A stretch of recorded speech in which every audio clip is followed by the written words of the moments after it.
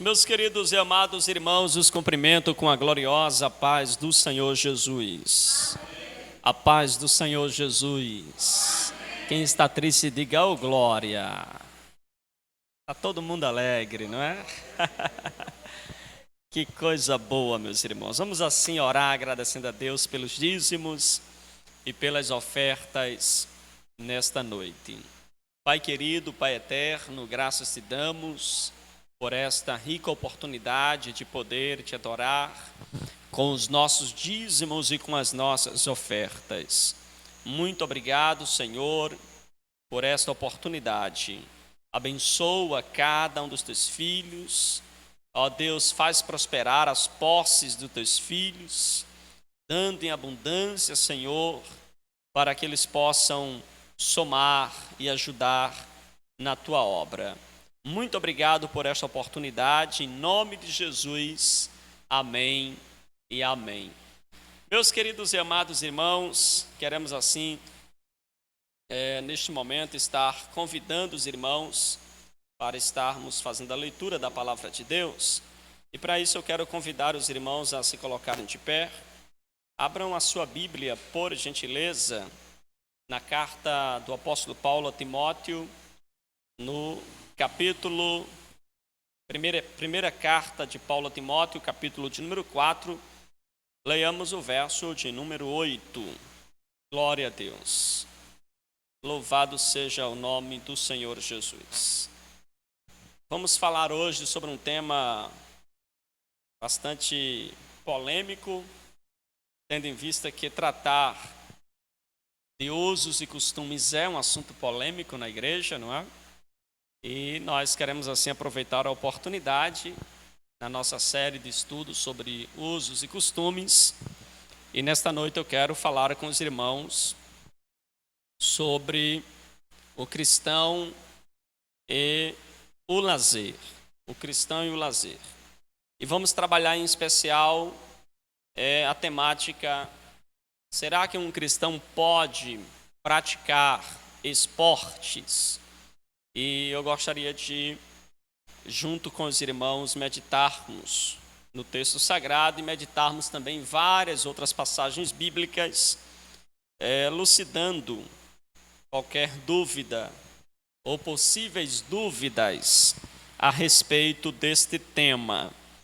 E olha o texto que eu escolhi aí para a gente meditar. Não é um texto muito usado por aqueles que não concordam que os crentes devem fazer exercícios físicos. Ele diz assim: Paulo foi contra. Paulo disse que o exercício físico não tem qualquer valor. E aí eu quero convidar os irmãos para lermos 1 Timóteo capítulo 4, verso de número 8. Os irmãos que acharam, diga amém. Diz assim a palavra de Deus: pois o exercício físico para pouco é proveitoso, mas a piedade para tudo é proveitosa, porque tem a promessa da vida que agora é e da que há de ser. Amém? Vamos assim, eu quero convidar os irmãos a tomar o seu assento, em nome de Jesus, e vamos assim ao nosso estudo de hoje, meditando sobre esse tema bastante importante. Eu queria convidar os irmãos que estão em casa também a manter a sua Bíblia aberta, a não se desvincular, não é, desta passagem bíblica e nem também do ensinamento nesta noite. Eu tenho certeza que Deus, Ele há de nos instruir. Nesta noite eu queria convidar também os irmãos, tá certo, para deixarem também aí nos comentários a sua dúvida, a sua pergunta. Os irmãos que estão nos ouvindo aqui já sabem como eu ministro culto de doutrina, tá certo? Então, se surgir alguma dúvida, os irmãos também fiquem à vontade para estar fazendo assim a pergunta em nome de Jesus. Se eu não souber responder, tem o presbítero Paulo, tem o diácono Valdemir aqui, né? Tem o diácono Amaro, a gente bota os irmãos aqui junto, né? E eles respondem, viu? Meus queridos irmãos, será que o exercício físico tem algum valor? tem alguma importância? Será que um crente pode praticar esportes? Pode fazer exercício?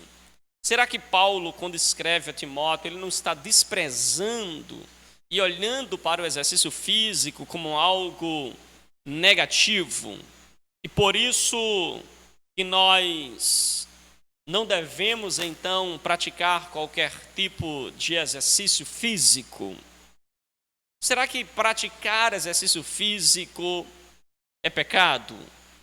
Será que praticar exercício físico é apenas amostração? É exibicionismo? O que será que é, então, a prática do exercício físico? Será que tem algum valor? E eu gostaria de começar falando com os irmãos sobre esse texto de Paulo ao jovem Timóteo. Observe os irmãos que Paulo vai dizer para Timóteo: pois o exercício físico para pouco é proveitoso, mas a piedade para tudo é proveitosa. Observem que Paulo faz uma comparação entre o exercício físico e a piedade. Entre exercício físico e piedade, Paulo diz que a piedade, ela para tudo é proveitosa. Já o exercício físico, o que é que ele diz? Pois o exercício físico para pouco é proveitoso. Primeiro a gente vê que Paulo diz que é proveitoso, mas tem um valor menor se comparado com a piedade. Agora, vejamos então o que Paulo está querendo nos mostrar aqui. Será que Paulo está dizendo para a gente que o exercício físico ele é algo negativo? Ele é algo que não tem qualquer valor, que não tem qualquer proposta, não é, para a nossa vida física, nossa vida como ser humano? Então a gente observa que quando Paulo faz esta comparação, primeiro a gente precisa olhar para o contexto da passagem, e para isso eu vos chamo a atenção para o verso de número 7. Veja que Paulo diz: mas rejeita as fábulas profanas e de velhas caducas, exercita-te pessoalmente na piedade. Paulo, aqui nesse contexto, nos descreve, ou seja, a prática da piedade, também nos descreve a prática do exercício físico. Agora observe que no contexto nós percebemos que Paulo não está desmerecendo a prática de esportes, mas Paulo está ressaltando o valor, Paulo está ressaltando a importância da piedade, que ele chama também de exercício da piedade. Basta nós olharmos então para o verso 7 e nós veremos que Paulo ele está claramente mostrando para o jovem Timóteo que deveria assim buscar autenticamente a piedade. Quando nós olhamos para o verso de número 8 e vemos Paulo fazer comparações de valores, nós precisamos entender que existe valores ou comparações de valores absolutos, seja esses valores positivos ou sejam esses valores negativos. Por exemplo, um valor positivo, o amor. O amor é um valor absoluto positivo. Por quê? Eu não preciso comparar nada com o amor para ressaltar a sua importância. Com quem quer que você fale, que tenha o mínimo de racionalidade, porque a gente vive num mundo um pouco irracional, não é? Mas uma pessoa que tem o mínimo de racionalidade, irmã Sueli, ele vai concordar que amar é importante. Então, eu não preciso comparar o amor a nada para ressaltar a sua importância. Mas observem que existem também valores absolutos negativos. Por exemplo, a mentira. Eu não preciso, não é da mesma forma, uma pessoa que tem um mínimo de racionalidade sabe que eu não preciso fazer comparações para ressaltar o quanto a mentira ela é negativa. Ela é negativa. Então eu não preciso fazer comparações para descobrir que ela é negativa ou para ressaltar que ela é negativa. Agora observe que Paulo aqui, ele vai falar de valores comparativos. E observem que Paulo nos mostra então o exercício físico de um lado e mostra o exercício da piedade do outro. Aí fazendo então essa comparação, valores comparativos, Paulo diz, olha, o exercício físico tem seu valor, mas o exercício da piedade sobressai ao exercício físico. Ele vai além do exercício físico. E nós sabemos, né, que quando a gente vai ao médico e às vezes quando vai tratar da questão da saúde, algumas vezes, se o médico perceber que a gente está um pouquinho fora do peso, o que é que o médico diz para a gente? Pratique exercícios físicos. Por que você acha que o médico vai recomendar o exercício físico? É porque cientificamente é comprovado que há benefícios na prática do exercício físico. É comprovado cientificamente que o exercício físico, ele é excelente para o ser humano. Em que, pastor?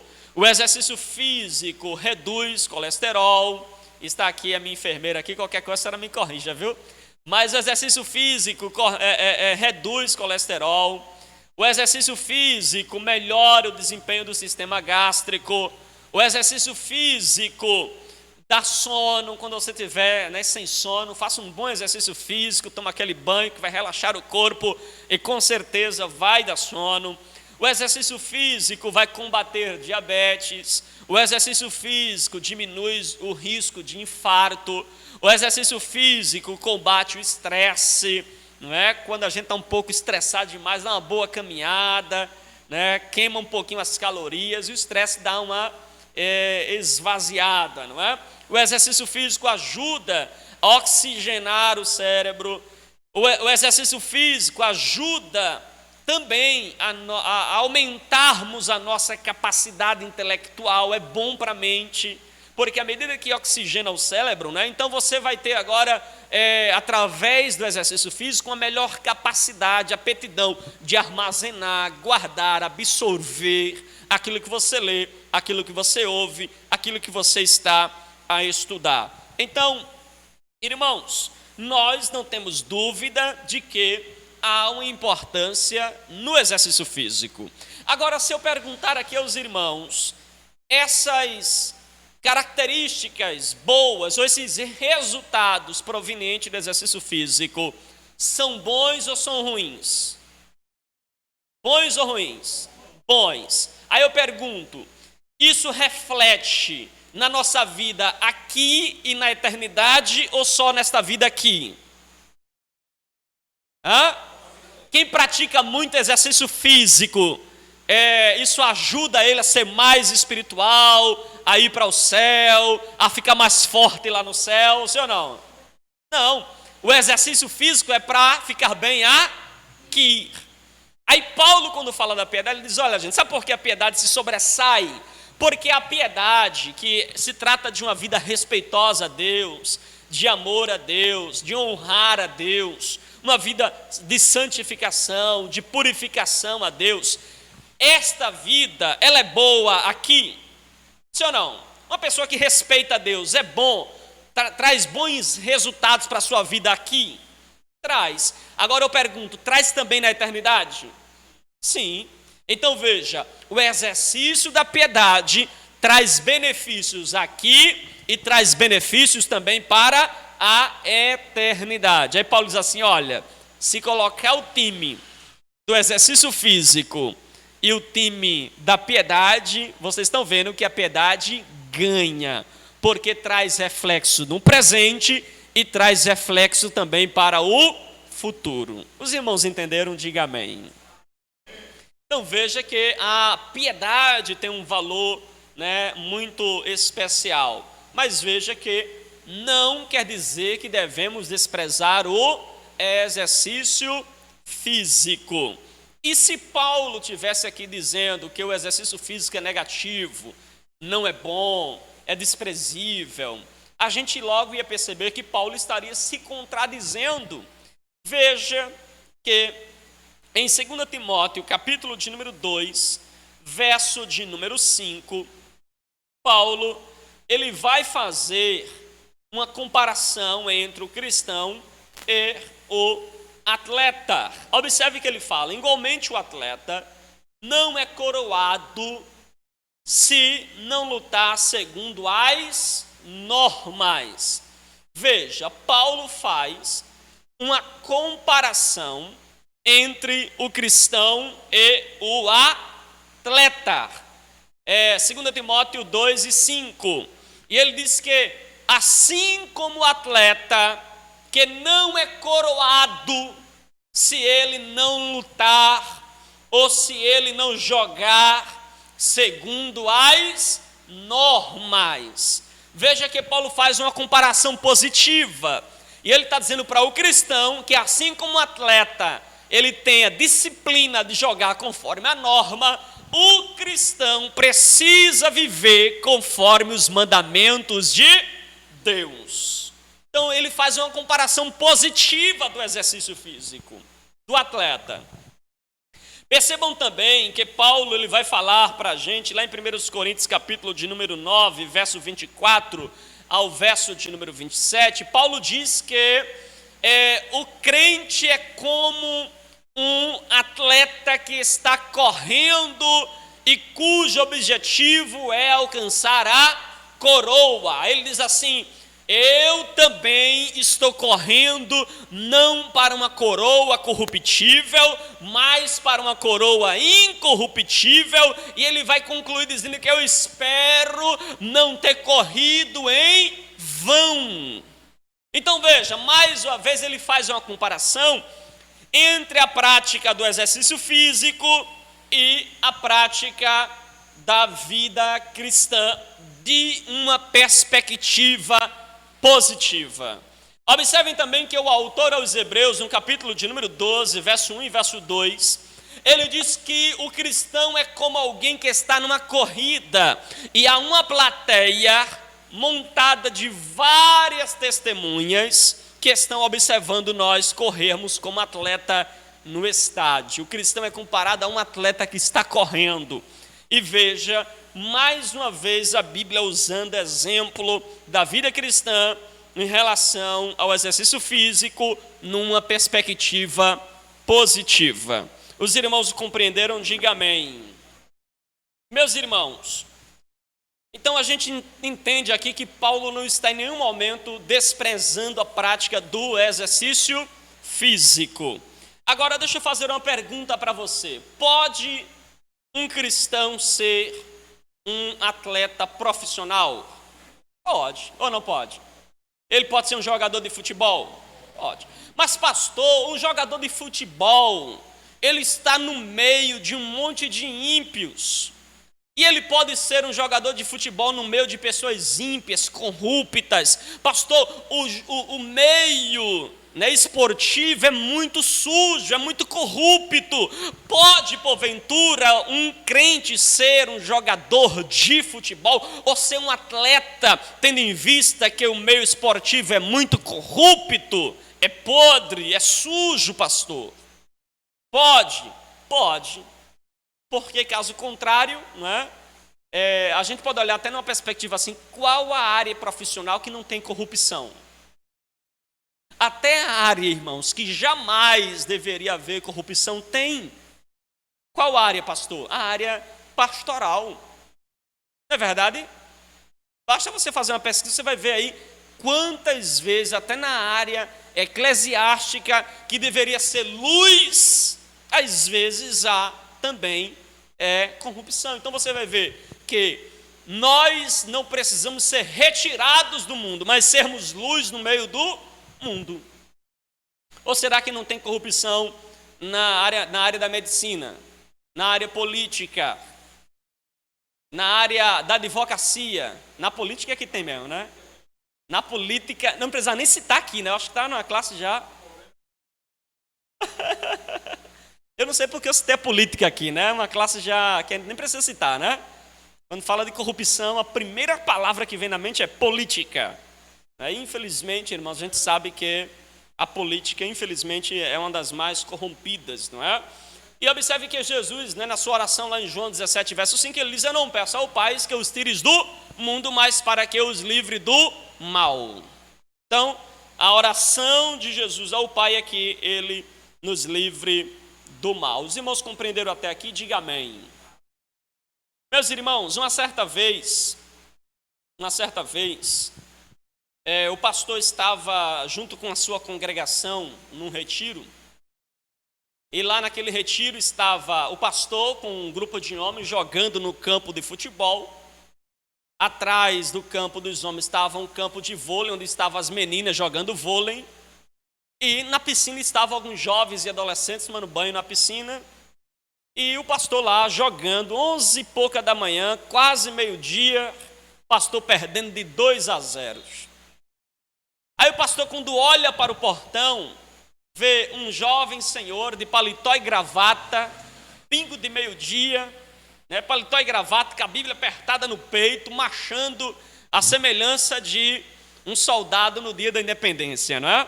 Aí ele indo em direção ali, entrou no acampamento, no retiro, o pastor entendeu o recado, parou o jogo, foi na direção do jovem. Quando abordou, fez: paz do Senhor, jovem. Ele fez assim: o Senhor tem paz para dar? O Senhor tem paz para dar? O pastor ficou calado. Ele olhou para o pastor e disse, já no ambiente espiritual, né? Soltou logo uma rajada de línguas, né? Começou a entrar no ambiente espiritual, olhou para o pastor e disse: o grande pastor, o supremo pastor, há de cobrar do Senhor no juízo final, por desviar cada ovelha dessa aqui. E deu uma rajada de metralhadora nele, né? No final dizendo assim: vocês deveriam estar tudo evangelizando e orando e não se divertindo. O pastor olhou para aquele jovem senhor e disse: primeiro, você é da nossa igreja? Ele disse: não. Então vá se preocupar com o mundanismo da sua congregação. Segundo, você foi convidado para estar aqui? Ele disse: também não. Então volte, você não é bem-vindo aqui. E terceiro, eu preciso voltar para dar de virada que eu estou perdendo. Meus irmãos, eu contei essa história real, né, que aconteceu, mas por que será que alguns crentes, eles repudiam a prática do esporte? Por que será que alguns crentes têm o ato de jogar bola como algo diabólico, algo mundano? Por que será para algumas igrejas jogar bola é pecado, soltar pipa é pecado, brincar de bola de gude, no caso dos jovens ou crianças, é pecado, no caso da menina, brincar de boneca para algumas igrejas é pecado? Porque qualquer atividade que traga lazer, que traga diversão, que traga alegria, porque essas práticas é taxada por algumas pessoas como pecados, como atividades inúteis, como pessoas que estão perdendo tempo, como pessoas que deveriam deixar essas atividades e se preocupar unicamente com oração, evangelização, com estar na igreja, com culto. Por que será que algumas pessoas pensam assim? Por que será? Porque alguém diz assim: jogo é idolatria, jogar bola é idolatria, diversão é idolatria. Por que será que algumas pessoas elas pensam exatamente assim? Me faz lembrar de um congresso de pastores, onde um pastor já de idade, ele estava ministrando num congresso de pastores, de repente ele para meio trêmulo na pregação, olha para aquela multidão de pastores e diz: vocês pastores jamais devem passear, jamais devem ir a uma praça e principalmente jamais devem levar a sua família a uma praça. Na Bíblia eu li que só há uma pessoa que passeou na terra, e esta pessoa é Satanás. Está lá no livro de Jó, ele concluiu. Então ele diz que nenhum pastor deveria passear, porque seria um lazer, e o único que passeia na Bíblia, segundo ele, era Satanás, que está lá no livro de Jó. Satanás também fala, né? E a gente deveria ficar mudo, né, nesse caso. Né? Não é, irmão? Se a gente for partir de perspectiva assim, tudo que Satanás faz a gente não faz, já imaginou? Eu não posso fazer os pecados que ele faz, não é? Mas observem, meus irmãos, que é muito comum nós encontrarmos estes pensamentos. É muito comum a gente ver essa perspectiva. Uma vez um pastor tomou conhecimento de uma jovem que disse que nunca mais voltaria na igreja. Ele tentou uma reunião com ela, conseguiu trazê-la ao gabinete pastoral e interrogou a jovem: por que você não quer vir mais à igreja? E a jovem olhou para o pastor e disse: pastor, eu fiz 19 anos. E ele: o que é que tem? 19 anos é a minha independência. Até os 18 anos eu estava debaixo da autoridade dos meus pais, mas agora eu tenho 19 anos e já posso me responder por mim mesmo. E eu decidi nunca mais pisar na igreja e nem quero mais saber de Deus. E o pastor interrogou mais uma vez: o que levou você a isso? Ele disse: pastor, eu vivi 18 anos. Em algumas fases da minha vida eu estudei integral, passava o dia na escola, chegava de 5, 6 da noite em casa, e quando eu chegava em casa cansado, tomava meu banho e sentava na TV para assistir alguma coisa, para relaxar a minha mente, distrair. Sabe aquele momento que eu não, somente para me distrair, pastor? E quando eu ligava a TV, a minha mãe gritava lá da cozinha: desliga essa caixa do capeta, menina. Eu chateada com aquilo, eu vi isso todo dia. Desligava a TV. Aí se eu pegava o celular, o pai gritava do outro lado: menina, larga o celular, vai orar, crente. Aí eu pedia ao meu pai para ir numa praça passear, ou ir na casa de uma amiga, ou ir a uma praia. Sempre que eu falava, ele disse: vai evangelizar, você precisa se converter, você está muito crua. E sempre ouvindo palavras negativas, nunca uma palavra de incentivo, de orientação. E ela concluiu olhando para os olhos do pastor, dizendo assim: eu odeio ter que amar a Deus. Porque às vezes alguns jovens, alguns irmãos têm essa mentalidade, irmãos? Por que será? Por que será? Eu gostaria de convidá-lo a começar, não é, a expor esse assunto, falando sobre o próprio Deus. Falando sobre uma teologia que eu chamo a teologia do descanso. Os irmãos lembram que na criação tem o primeiro dia Deus criando, o segundo dia Deus criando, o terceiro dia Deus criando, o quarto dia Deus criando, o quinto dia Deus criando, o sexto dia Deus criando, e no sétimo Deus descansa. A pergunta que eu faço é: por que será que Deus descansou no sétimo? Será que Deus trabalhou no primeiro, no segundo, no terceiro, no quarto, no quinto Deus já estava querendo trocar de roupa, já estava com CC, e no sétimo Deus passou a mão na testa assim, tirou as últimas gotas de suor e disse: estou exausto, preciso descansar? Hã? Você acha que foi isso? Não.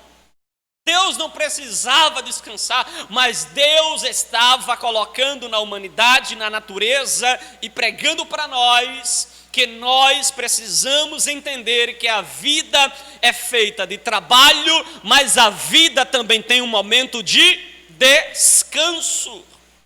Tem hora que você vai correr para ganhar o pão, mas tem hora que você precisa parar para desfrutar do pão que trabalhou para granjear. Então tem momento que você precisa parar, que você precisa descansar. E veja que Deus vai regularizar isso lá em Êxodo, capítulo 20, verso 9 ao verso 11, quando o sábado é instituído como dia do Senhor. E ele vai dizer: trabalharás 6 dias, mas no 7º dia não trabalhará nem você, nem ninguém da tua casa, nem servo, nem serva, ninguém trabalhará, nem boi, nem animal, todo mundo para descansar, até o gatinho vai descansar. Todo mundo para descansar. O que é que Deus está nos ensinando aqui? Deus está nos mostrando que não podemos ser um ativista na área trabalhista, não é? Você não pode trabalhar incansavelmente manhã, tarde e noite, os 7 dias por semana e durante toda a sua vida. Há quem diga que o homem às vezes corre, né, para ter até os seus 30, 35 anos, 40 anos, correndo para ter alguma coisa. E dos 40 em diante, tudo que ele ganhou é investido em remédio para compensar o tempo que ele não descansou quando deveria. Porque às vezes a gente fica um ativista. O que é um ativista, pastor? É uma pessoa que quer trabalhar incansavelmente, porque quer ter mais.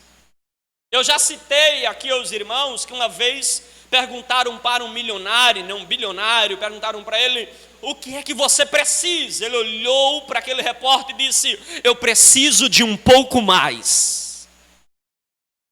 E depois que você ganhar um pouco mais, eu preciso de ainda um pouco mais. Sabe qual é a conclusão, irmãos? É que ele nunca estará satisfeito. Nunca estará satisfeito. E tem pessoas que é assim.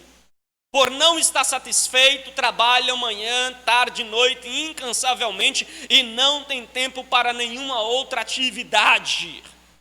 Uma vez um pastor, no meio de um grupo de amigos pastores, ele chegou se gabando, dizendo: durante 6 anos da minha vida, eu trabalho 16 horas por dia, e durante os 6 anos da minha vida, os últimos 6 anos, eu não me lembro de uma noite sequer que eu parei em casa, que eu fiquei em casa. Eu estive sempre envolvido na obra de Deus, trabalhando para Deus, pregando, evangelizando e visitando todas as noites durante 16 anos.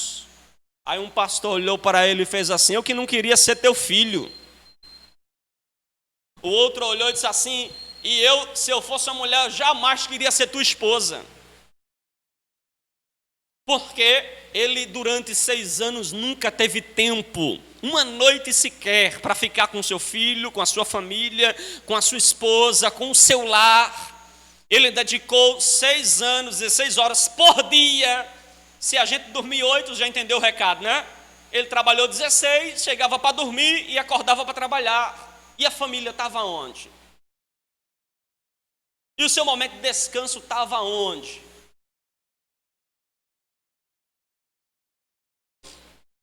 Entendeu? Então você vê que isso é altamente prejudicial, irmãos. Observem que Eclesiastes, capítulo de número 3, nós vamos ter então o Eclesiastes nos falando acerca do tempo. E o que é que diz lá Eclesiastes 3? Que há tempo para todo propósito debaixo do céu.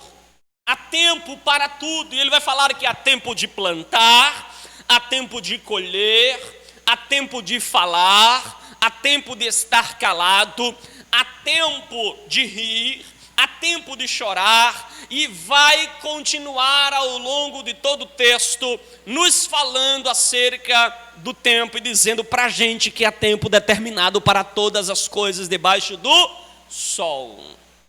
Há tempo para todas as coisas, inclusive há tempo de trabalhar e há tempo de descansar, há tempo de lazer. Há tempo, irmãos, que o homem precisa, né? Dizem que o homem tem um momento da caixa vazia, não é? Ele é aquele momento que ele entra naquela caixa vazia, que ele fica lá parado no tempo. Aí a mulher pergunta assim: é o que, marido? Nada não, né? É a caixa do nada, ele está no nada dele, ele não está pensando em nada. A mulher pergunta: é o que está pensando? Não, estou pensando em nada, né? Ele está lá no vazio dele. Por quê? É preciso que haja esse momento em que nada é feito. Momento de lazer, de descanso, de você parar, de você refletir. Você sabia que às vezes, irmãos, é mais espiritual você pegar seu filho, sua filha, ir a uma sorveteria, ir a um momento de lazer com ela, do que você estar evangelizando, do que você estar pregando, ou do que você levá-la a pulso a um culto. Às vezes a gente traz um filho obrigado ao culto, puxado pelas orelhas, não é? E ele chega aqui com raiva da igreja, com raiva de você e nem cultua. Às vezes vale mais a pena você levar numa sorveteria, vá com ele lá na sorveteria. E à medida que você for, você vai apresentando as verdades de Deus, você aproveita o momento para falar de Deus para ele, aproveita o momento para falar da beleza e da grandeza do Senhor, e lembrar para ele que é importante ele lembrar do seu Criador nos dias da sua mocidade. Às vezes, irmãos, é mais espiritual você brincar com a sua esposa ou com o seu esposo, rolar no chão da sua casa com seus filhos ou com os seus netos, dando tempo para eles e aplicando princípios de Deus para ele através de brincadeiras, louvores ou coisas simples, apresentando para eles as verdades de Deus, do que às vezes está no altar pregando no nome do Senhor e a família revoltada com você, chateada com você. Às vezes é preciso a gente fazer esse equilíbrio, irmãos. A gente fazer esse equilíbrio é muito importante. A gente saber que há momento para todas as coisas debaixo do céu. E quando eu falo de equilíbrio, equilíbrio é um dos piores problemas dos crentes, não é? A gente tem dificuldade em ter equilíbrio. Eu brinco com a minha esposa que às vezes eu digo assim, você é meio desequilibrada. Porque ela é assim, ela quando começa a cozinhar galinha, é galinha a semana toda, até acabar a galinha, irmãos. Eu digo, isso é falta de equilíbrio. Aí quando entra na carne, é a carne até acabar a carne, né? E eu não gosto muito de fígado. Aí quando entra no fígado, irmão, eu peço pelo amor de Deus, né? Se fosse o quartel lá em casa, eu digo, eu quero sair, né? Eu quero baixa. Mas veja, a questão é equilíbrio, não é? Se vir uma galinhazinha hoje, não é? Um fígadozinho amanhã, ele vai equilibrando, não é? As irmãs estão rindo por quê? Lá na casa de vocês também é assim, é? Quando preparam uma carne, até acabar a carne que temperou, né? E tem umas que é esperta, né? Coloca de manhã, de meio-dia, de noite, no dia seguinte não. Aí o camarada fica, ai Jesus, né? Mas veja que o que a gente precisa é o quê? Equilíbrio. Na vida cristã também precisamos ter equilíbrio. O problema é que a gente às vezes vai praticar um exercício físico e aí o mundo está esquecido para você. O seu mundo agora é o quê? É exercício físico. Aí não quer mais cultuar. Na hora do culto, vou fazer exercício físico. Irmão, vamos orar, eu vou para a academia. Irmão, vamos para o ciclo de oração, hoje tem futebol. Irmão, vamos, é porque hoje tem um jogo televisionado. Aí esqueceu tudo. Por quê? Falta equilíbrio. Se nós aprendermos a ter equilíbrio, dá para fazer várias coisas sem desonrar o nome do Senhor. Agora, o nosso problema é o equilíbrio. Observe que a gente não tem equilíbrio. Na maioria das vezes a gente opta por uma coisa e fica ou se demora nela por demais. E aí eu gostaria até de fazer, né, aqui uma aplicação através do próprio Cristo, né, porque a gente vê que Cristo tinha equilíbrio. Observem que Jesus, irmãos, Jesus, ele foi convidado para uma festa de casamento, e um casamento era um momento de lazer para alguns. Não é o nosso hoje, não é porque os nossos casamentos hoje, infelizmente, né, mudou a cultura judaica, a gente não segue a cultura judaica. A festa de casamento da gente é o quê? Uma noite com 3, 4 horas, não é? Não é assim? Começa de 7, de que hora termina? Meia-noite já está terminando, não é? No comum a festa de casamento. Isso entre casamento e recepção, já terminou. Na cultura judaica não era assim. Na cultura judaica, sabe quantos dias durava um casamento? Sabe quantos dias? Quem sabe? 7 dias, irmãos. Normalmente durava 7 dias e algumas duravam até mais. 7 dias de festa. E Jesus parou, né? Pode ter até acontecido mais vezes, mas está registrado uma vez que ele parou para ficar 7 dias numa festa de casamento. E o que é que tinha na festa de casamento? Tinha dança. O que é que tinha na festa de casamento? Tinha comida, bebida, tinha os amigos, tinha os cânticos para o noivo, cantavam cantares de Salomão para o noivo. Os noivos ficavam debaixo de uma rupá, né, uma tenda sem as laterais, somente com 4 colunas, né, de madeira, em cima coberto, e os noivos ficavam sentados debaixo, e aí cada convidado ia lá e recitava um verso do Antigo Testamento, da Torá. Os outros vinham, faziam um cântico da parte de cantares de Salomão e entoava para os noivos.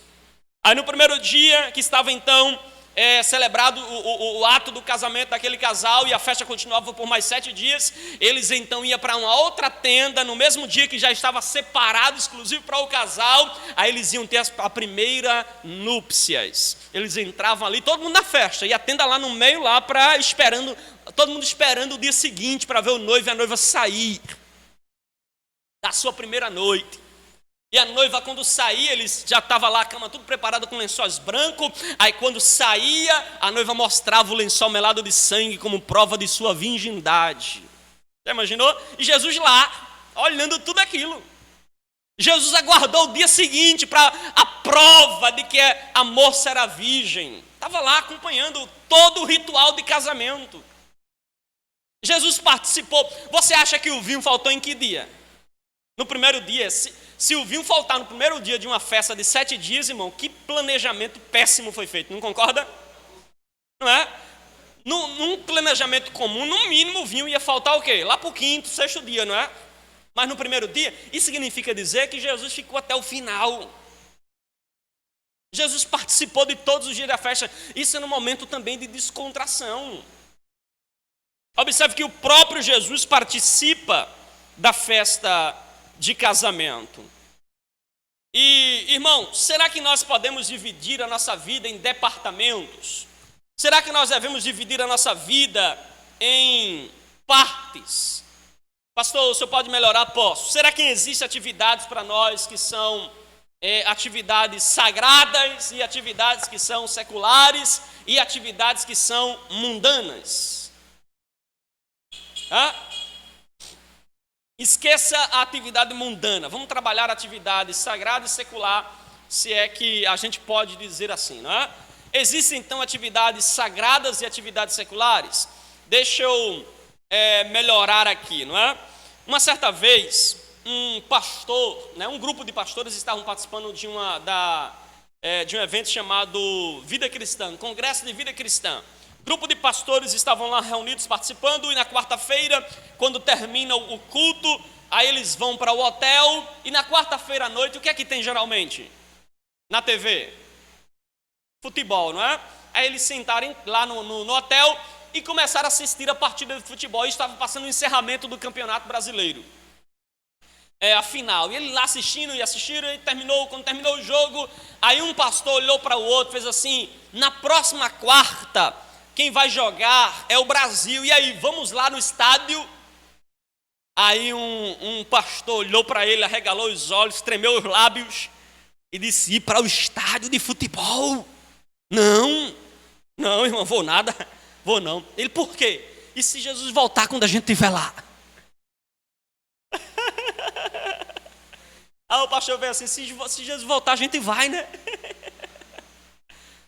Aí a pergunta que eu faço para os irmãos é: será que é mais sagrado assistir o futebol na sala de casa do que assistir no estádio? É menos sagrado ou mais sagrado? É mais pecado, menos pecado? Em casa pode ser mais confortável, menos perigoso, concorda? Menos perigoso, né? Do que você ir a um estádio de futebol se expor. Irmãos, por que esse pastor ele achava que assistir futebol na sala de casa estava tudo ok, mas assistir no estádio de... Se Jesus voltasse, ele assistindo futebol na sala de casa, ele era arrebatado, foi o que ele pensou, não é? Mas se Jesus voltasse, ele assistindo futebol lá no estádio de futebol, ele pensava o quê? Vou ficar. Na hora do gol, imagina, ele empolgado em gritar gol, né? Então, irmãos, será que nós devemos então fazer também da nossa vida esses compartimentos? Esse espaço aqui é sagrado, esse espaço aqui não é sagrado, esse espaço é espiritual, esse espaço é carnal. Será que o cristão também deve fazer essa divisão? Eu não estou falando de mundanismo, eu estou falando de secular. Secular, entenda por aquilo que é bom e que não fere em nenhum momento o princípio da palavra de Deus, que não fere a Deus nem a sua palavra. Isso a gente chama de secular, certo?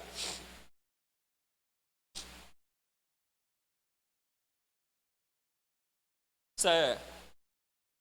Então, mas a pergunta é... Eu vou fazer outras perguntas aqui para aflorar isso aqui. Vamos lá, né? Qual é mais sagrado? Né? Qual é mais sagrado? Ou mais espiritual? O que é mais espiritual? Jogar bola ou orar? Hã? Qual é mais espiritual? Jogar bola ou orar? Orar, né? O que é mais espiritual? Evangelizar ou celebrar um casamento, um aniversário? Evangelizar, né? O que é mais sagrado? A sala da nossa casa ou esse salão da igreja? O que é mais espiritual? A sala da nossa casa ou esse salão da igreja? Hã? E aí, irmã Sueli? Aqui, né? Certo. Qual é mais espiritual? O tanque batismal ou a piscina? Hã? Nem todo mundo concorda, não. Vamos lá. Meu amigo? Qual é mais espiritual? O tanque, meu amigo? O tanque batismal ou a piscina? O tanque batismal. A irmã Luzinete.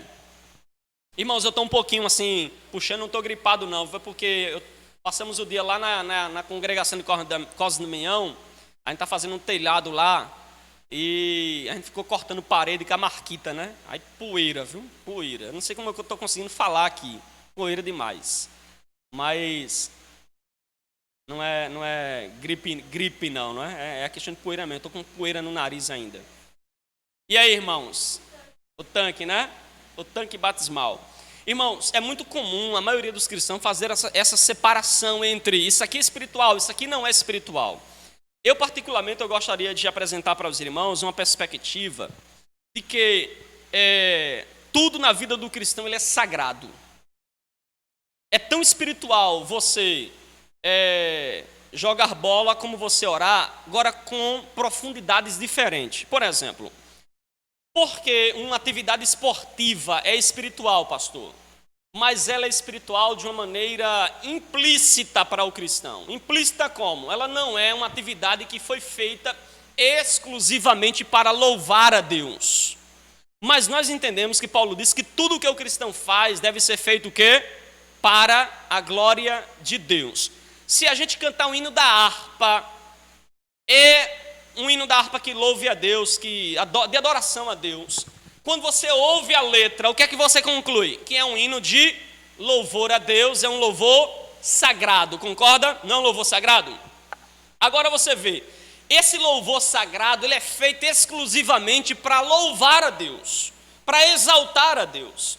Mas observe que a vida do cristão, tudo que ele faz, tanto aqui como lá fora, também é para o louvor de Deus. Mas qual a diferença entre um louvor diretamente a Deus e uma atividade lá que a irmã está fazendo em casa, né, no interior da sua casa? Qual a diferença? É que no louvor a Deus, ela está louvando a Deus de maneira direta. Ela parou, reservou aquele tempo exclusivo para o louvor a Deus.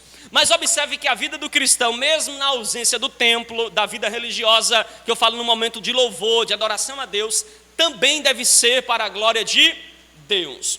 Deixe-me tentar aqui ser um pouquinho mais objetivo, né, no que eu estou dizendo. O que é que eu estou falando? Quando você pega a vida do cristão, tudo para ele deve ser sagrado. Agora, algumas coisas, elas são sagradas de maneira direta, porque ela tem o objetivo único de louvar a Deus. E algumas coisas, elas são sagradas para eles, ou seja, são espirituais, porque o cristão vive uma vida espiritual, mas não é algo que louva a Deus diretamente, mas implicitamente deve louvar a Deus. Como assim, pastor, implicitamente? Vamos para os exemplos. Quando a irmã Luzinete abre a harpa e entoa um louvor a Deus, ela está em casa ou aqui, ela está louvando diretamente ao Senhor, certo? Ou seja, de maneira explícita. Agora, quando a irmã Luzinete está lá no seu trabalho e ela não mente, não leva nada do ambiente de trabalho, ela trabalha de maneira honesta lá no seu ambiente de trabalho, isso está glorificando a Deus ou não? Tá ou não? Mas aquilo ali é um culto direto a Deus? Não, mas de uma forma indireta, implícita, é um louvor também a Deus. Os irmãos estão me entendendo? Vamos pegar o esporte, não é? Se a gente vem aqui orar, é uma atividade implícita ou implícita de louvor a Deus? Implícito é aquilo que é direto, né? Implícito é aquilo que é indireto. Não está dando para ver, mas se você olhar com detalhe, você vê que é. Você vem orar, é uma atividade implícita ou implícita a Deus, de glória, de louvor a Deus? Explícita, não é? Ou seja, está claramente ali que é para um louvor a Deus. Agora, se a gente reúne os irmãos aqui, vai para um retiro, e lá no retiro a gente joga sem chamar palavrão, sem roubar na hora do jogo, sem maltratar mãe de ninguém, sem fazer crítica, né? De baixo escalão com ninguém, joga de maneira sadia, respeitando um outro, brincando, se divertindo um com o outro. Aí eu pergunto para você, isso de alguma forma está glorificando a Deus de maneira, se está glorificando de maneira implícita ou explícita? Implícita. Os irmãos entenderam o que eu estou falando? Pronto, é isso que eu estou querendo mostrar para os irmãos. Então, de um certo ponto, tudo do cristão é sagrado. Pastor, você tem mais algum texto bíblico que mostra isso? Tenho. Lembra que Paulo falou que quando vocês estiverem trabalhando para o seu Senhor, lembre-se que não devem trabalhar como se fosse a Ele, mas como se fosse a Deus. Lembra que ele fala isso em Efésios? Ele está dizendo o quê? Ele está dizendo, olha, quando você estiver lá no seu trabalho, lá na sua casa, desempenhando qualquer atividade, faça bem feito, como se a Deus vocês estivessem fazendo. E se você fizer mal feito, isso glorifica a Deus? Por exemplo, vamos pegar o exemplo do vigilante, né? O exemplo do vigilante. Aí o vigilante está assinando lá o contrato que ele vai ficar acordado de 7 da noite a 7 da manhã num posto de serviço. Aí quando dá 10 da noite, o vigilante já levou colchão, travesseiro, né? Radinho de pilha que não pode usar celular, levou também posto de hora. Deu 10 horas, ele foi para um local lá escondidinho, dormiu a noite inteira, acordou de 5 da manhã para de 6 ser rendido. Aí você acha que isso está glorificando a Deus ou não? Não. Mas eu pergunto, e o trabalho dele é um culto a Deus? De maneira direta não, mas implicitamente é. Se a gente olhar a perspectiva cristã. Os irmãos estão me entendendo?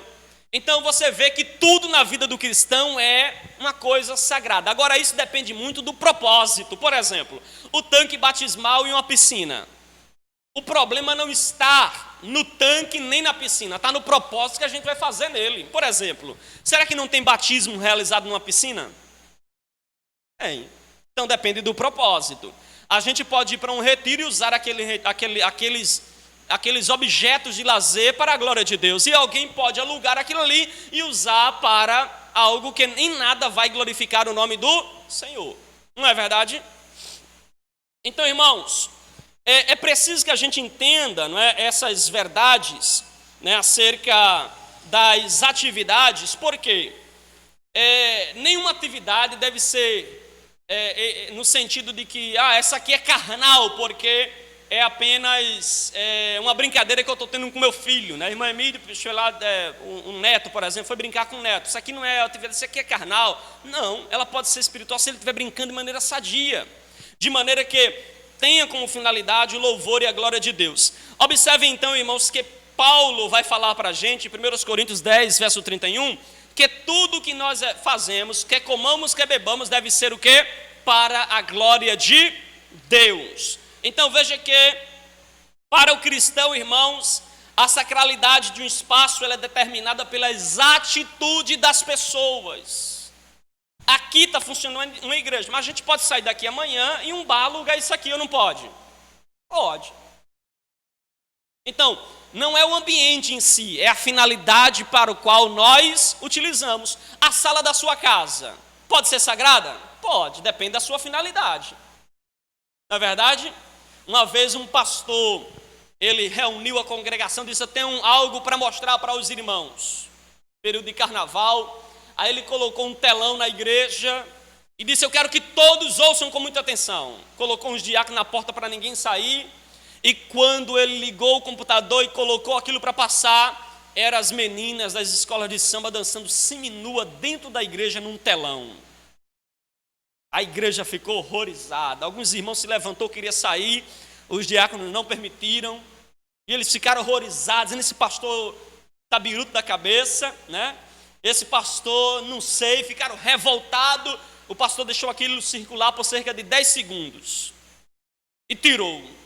E antes que os irmãos saíssem revoltados da igreja, ele tomou a palavra e disse: vocês acham que é pecado assistir isso aqui na igreja, mas saibam que é pecado também assistir na sala de vocês. Vocês estão escandalizados porque eu coloquei aqui na igreja, mas às vezes vocês assistem na sala de vocês em casa, não é? Então, se é pecado assistir aqui, o mesmo sentimento que vocês tiveram aqui em ver essa nudez aqui, vocês também devem ter esse mesmo sentimento lá na casa de vocês. Alguns irmãos sentou, começou a chorar, e Deus começou a trabalhar naquela congregação. Porque, irmãos, a sua casa pode ser sagrada, isso depende daquilo que você está colocando lá, da atitude que você tem na sua casa. Se a sua casa você coloca coisas e tem atitudes que glorificam a Deus, a sua casa é um ambiente espiritual, é um ambiente sagrado, é um ambiente que louva o nome do Senhor. Qual o nosso problema, irmãos? É que às vezes a nossa casa está desligada para tudo que é de Deus e da sua palavra. E aí a gente abre as portas para outras coisas que são prejudiciais para o nosso lar, são prejudiciais para a nossa casa. Eu gostaria de convidar os irmãos para a gente ler alguns versículos, só para a gente ver essa questão da questão de que tudo para o cristão é sagrado se ele for feito com a atitude certa, na hora certa e do jeito certo, né? Veja comigo Provérbios capítulo 10, verso de número 5. Quem pode ler esse texto para mim? Provérbios capítulo de número 10. Você que está em casa também pode aí abrir a sua Bíblia. Provérbios capítulo de número 10, verso de número 5. Quem achou, pode ler.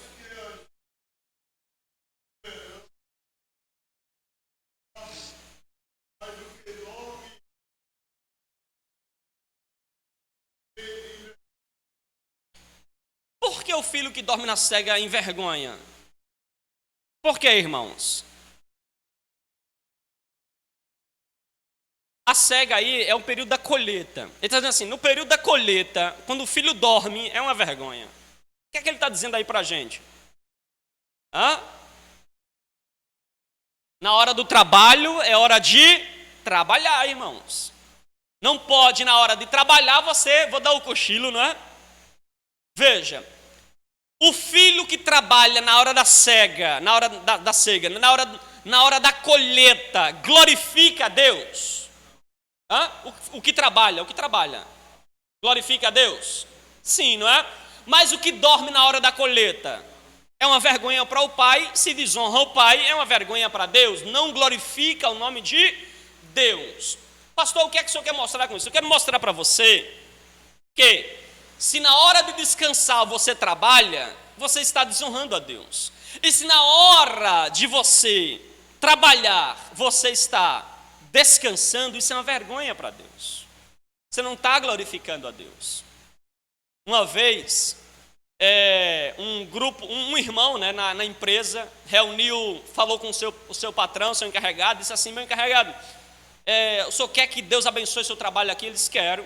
Você quer que Deus faça prosperar a sua administração aqui? Eles querem. Você quer que Deus abençoe abundantemente tudo que o senhor faz aqui? Quero. Ele disse: eu quero. Então, me permita fazer um culto na hora do intervalo. Na hora do intervalo, de 12:00 a 1:30, me permita fazer um culto. Reunir os funcionários da empresa, a gente fazer um culto aqui. Os irmãos almoçam. Aí de 12:00 a gente vem para o culto. E de 1h25 a gente encerra e vai todo mundo trabalhar. E você vai ver como Deus vai abençoar a sua empresa, o seu trabalho aqui. E o patrão, o carregado ficou feliz, contente, esse negócio é de Deus, né? Você promovido aqui ainda mais que esse negócio, né? Mas o que é que acontece? O irmão começou a reunir as pessoas da empresa, crente e não crente, e fez o primeiro dia, encerrou na hora certinha, o terceiro dia, o quarto dia, o quinto dia. Uma semana depois, um mês depois, quando dava 1h30 da tarde, o irmão já estava marchando, dando glória, o outro recebendo poder, e ia para 2 horas da tarde, 2h30, e o encarregado preocupado, disse, meu Deus, as coisas não vão funcionar desse jeito, né? E teve um dia que ele foi, quando ele ia falar, o vaso disse assim, cala-te, homem, não impede o espírito trabalhar. Pronto. A produção. Aí teve uma hora que o encarregado chamou ele e disse assim, ó, se vocês continuar com o culto desse jeito, a empresa vai falir. Aí eu pergunto, esses irmãos estavam glorificando a Deus? Estava não, irmãos, porque na hora de trabalhar eles estavam querendo, isso aí na verdade não é nem querer, é uma malandragem mesmo. Já imaginou você chamar um grupo de irmãos que queria fazer um culto, mas está comendo hora da empresa? Na verdade isso é uma malandragem, não tem outra palavra. É a mesma tática daquele funcionário que deveria trabalhar de 8 da manhã a meio-dia e ele vai 20 vezes no banheiro e 15 no sanitário e passa 5 minutos em cada local. Você sabe quanto ele vai produzir na sua empresa? Muito pouco. Então, o que é que ele está usando aí? De esperteza. Ele não está produzindo na empresa. Então, veja que isso também é altamente prejudicial. Em nada isso vai glorificar o nome do Senhor. Vocês há de lembrar também, lá em Êxodo 14, quando o povo se deparou com o Mar Vermelho, eles olharam para Moisés e disseram, Moisés, é melhor a gente estar no Egito. É melhor que a gente estivesse lá no Egito. Vai morrer na mão de Faraó. Olha o que tu fizeste, Moisés. Aí Moisés correu para Deus, né? Possivelmente se colocou de joelho e começou a clamar, Deus, o que é que eu faço? Olha para este povo, Deus. Aí Deus bradou do céu e disse, Moisés, por que tu está orando, Moisés? Não é hora de orar não, Moisés. Deus dizendo que não era hora de orar. Ele diz, por que clamas a mim, Moisés? Vai para o povo e diz ao povo que marche, Moisés. Porque tem hora de orar e tem hora que é de marchar, irmãos. Tem hora para todas as coisas, há tempo determinado para todas as coisas. O que nós precisamos é deste equilíbrio. Precisamos fazer esse equilíbrio em nossa vida, separar tempo para cada coisa. Os irmãos há de lembrar que lá em Marcos capítulo 6, a Bíblia vai dizer que Jesus ia e vinha há muitos dias e não tinha tempo sequer nem mesmo de comer. Será que Jesus estava ocupado na obra? Jesus não tinha tempo nem de se alimentar, de tão inserido, envolvido, de tão impregnado que ele estava trabalhando, pregando, evangelizando, orando, buscando a Deus, falando do evangelho para as pessoas. 6h31 diz que há muitos dias ele ia e vinha, não tinha tempo nem de comer. Aí tem uma hora Jesus olhou para os discípulos assim, gente, não dá para a gente ficar assim, não, vamos descansar. Deu férias para todo mundo. Vamos lá para o outro lado e descansamos. Jesus deu férias para os discípulos. Jesus chamou os discípulos para um local deserto para descansar. Eu sei que quando eles chegaram no deserto, já tinha uma multidão imensa aguardando eles. Jesus disse assim, está cancelada a férias. Mas a princípio Jesus queria tirar um momento de descanso para eles. Isso então nos mostra, irmãos, que há tempo de você evangelizar, mas há um tempo também que você vai parar um pouco, vai descansar, vai repousar. Há tempo de você estar de joelhos, orando mas a hora que você precisa marchar, a hora que você precisa caminhar, a hora que você precisa orar, como Paulo disse, né? Orar e sem cessar, orando, mas inserido em atividades, agindo em ação. Observem que o próprio Jesus também falou para a mulher samaritana, né, quando ela perguntou para Jesus, Senhor, eu tenho uma dúvida, porque quando ela viu que Jesus era bom de Bíblia, ela olhou para Jesus e disse, eu tenho uma dúvida, eu queria que o Senhor me tirasse a dúvida. Fala, mulher, o que é que tu quer? Senhor, olha, meus pais dizem que a gente tem que adorar no monte, porque é no monte que Deus desceu no monte para falar com Moisés, trovão, né? trovão, estrondo, lá no monte. Então, a minha geração diz que é no monte que se deve adorar. Mas vem os judeus, o teu povo, e diz que é em Jerusalém, lá no templo que deve adorar. Eu tenho uma dúvida, meus pais têm essa dúvida, eu queria que o senhor me elucidasse. É no monte ou no templo? Aí Jesus olhou para ele e disse: nem no monte nem no templo, porque a hora é chegada em que os verdadeiros adoradores adorarão ao Pai em espírito e em verdade. Porque há um tempo para todas as coisas, há um propósito para todas as coisas. Os irmãos entenderam? Diga amém. Abra comigo para a gente encerrar Eclesiastes capítulo de número 5, verso 18. Você está em Provérbios aí, quem estava aberto em Provérbios, vai mais um livro aí à frente. E abre no livro de Eclesiastes, capítulo de número 5, verso de número 18. Olha o que é que diz aí a palavra de Deus. Eis que eu vi, boa e bela coisa é comer. Tem alguém que gosta de comer aqui? Amém, glória a Deus. Eu estou no canto certo, Jesus. Eis que eu vi, boa e bela coisa é comer e beber e gozar cada um do bem de todo o seu trabalho, com que se afadigou debaixo do sol, durante os poucos dias da vida que Deus lhe deu, porque esta é a sua porção. Veja que o Eclesiastes diz que boa, bela coisa é comer e beber e gozar cada um do bem do seu trabalho. Veja que não é errado você separar uma porção do seu trabalho, seu salário e gozar disso, não é? Comer.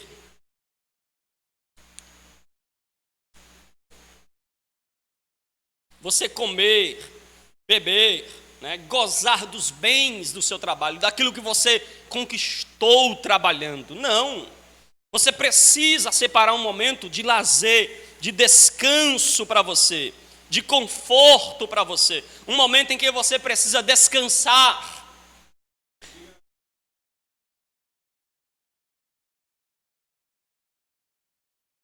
Sim, só lucra aquilo que come. Às vezes a gente quer juntar, vem a traça e a ferrugem consome, não é? E tem momento que a gente precisa, irmão, então, desse momento de descanso, desse momento onde você vai comer e beber daquilo que você trabalhou, daquilo que você plantou. É preciso que haja esse momento. E em nenhum momento isso deixa de ser sagrado, desde que você faça de maneira certa, na hora certa e no tempo certo. Alguns irmãos perguntam: pastor, eu posso ir na praia, pastor, no domingo? Pode ir na praia, mas pastor, no domingo de manhã não tem EBD? Aí você faz o seguinte: você vem para EBD o ano inteiro. Quando você sair uma vez, os irmãos entendem. O problema é que você nunca vem para EBD e quer ir para a praia todo domingo. Aí como é que os irmãos vão entender? Como é que se entende, irmãos, você marcar uma festa no dia do culto? Como é que se entende você marcar um aniversário na hora do culto? Como é que se entende você marcar uma partida de futebol no dia da doutrina? Como é que se entende na hora da escola dominical você então reunir todo mundo para assistir um filme na Netflix? Como é que se entende na hora de você estar oferecendo a Deus? Você está então buscando os seus prazeres, a falta de equilíbrio. O nosso problema é o equilíbrio. Deus não proíbe que você tenha um momento para você, para a sua família, com os seus filhos, com a sua casa. Isso é bom. E aqui na igreja eu sempre tenho batido nessa tecla de que nossos cultos são até poucos, são 3 cultos por semana praticamente, para que os irmãos lembrem que tem um dia na sua casa que deve ser reservado para você e para a sua família. Mas qual o nosso problema? A gente não tem equilíbrio. O camarada fica em casa na segunda, fica em casa na terça, fica em casa na quarta, fica em casa na quinta e na sexta liga: pastor, hoje eu não vou poder ir não, porque eu vou fazer um bolo para comer com a minha esposa. O que é que faltou aí, irmãos? Programação, irmãos, equilíbrio. Você acha que eu vou em algum momento condenar um irmão porque ele marcou para comer um bolo com a sua esposa, para se passear com a sua família, para fazer compras com ela? Jamais, irmãos, eu sou consciente de que é um momento especial para a família, um momento específico para a família, mas o nosso problema é o equilíbrio. Nós não temos equilíbrio. Nós não temos equilíbrio. Trocamos os pés com as mãos. Tem hora que você come, é hora de comer, mas tem hora que é hora de jejuar, meu irmão. É hora de você parar, de você... Eita, isso é hora do jejum. Não foi isso que... lembra que os discípulos de João foram até Jesus, aqui eu encerro, eles foram até Jesus, era assim, o discípulo de João Batista chegou assim, ó Jesus, eu tenho uma dúvida. Por que é que os discípulos de João jejumam e os teus não? Por quê? Aí Jesus olhou para ele e fez, querido... É porque eu estou presente. É porque o noivo está na festa. O que é que Jesus estava dizendo? No momento em que o noivo está na festa, nos 7 dias de casamento, quando Jesus estava aqui, ele disse, eu sou o noivo, eu estou na festa. E enquanto eu estou com vocês, vocês não precisam jejuar e orar, porque é festa. Depois que eu sair, aí sim, vocês jejumam, vocês oram. Mas enquanto estiverem com vocês... Esse é o segredo, irmãos. Quando o noivo está na festa, irmãos, ninguém pense que se você me chamar para um churrasco, eu vou escolher jejuar na hora do seu churrasco. Não, eu posso ir até em jejum, mas encerra ele lá.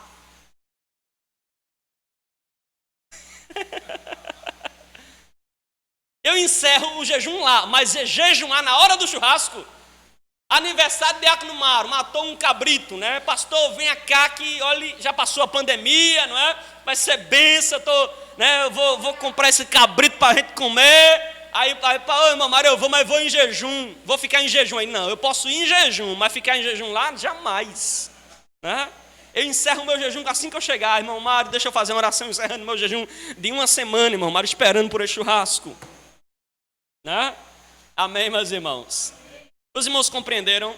Ficou alguma dúvida? Então, tudo é sagrado para o cristão, dependendo da sua atitude. Os irmãos entendem isso? Algumas coisas são sagradas diretamente, outras indiretamente, não é? Amém? Vamos ficar de pé e agradecer.